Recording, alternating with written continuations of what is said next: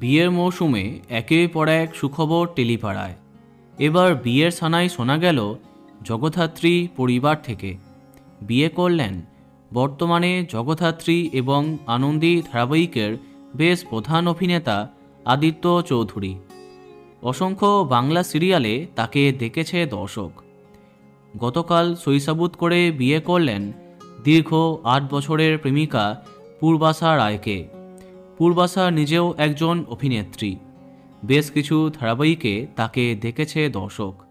8 বছর আগে একটি ধারাবাহিকের লুকসেটে তাদের আলাপ হয়েছিল, তারপরে বন্ধুত্ব এবং প্রেম।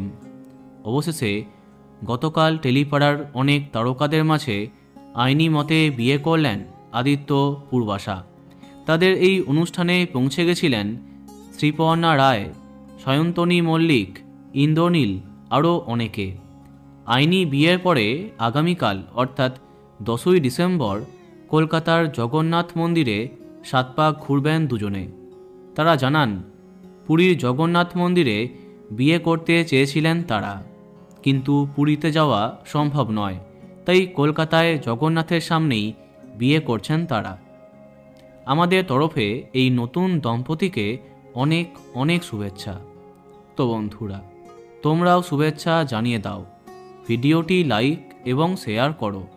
এই রকম আরও অনেক ভিডিও পেতে সাবস্ক্রাইব কারেন্ট বস। ধন্যবাদ।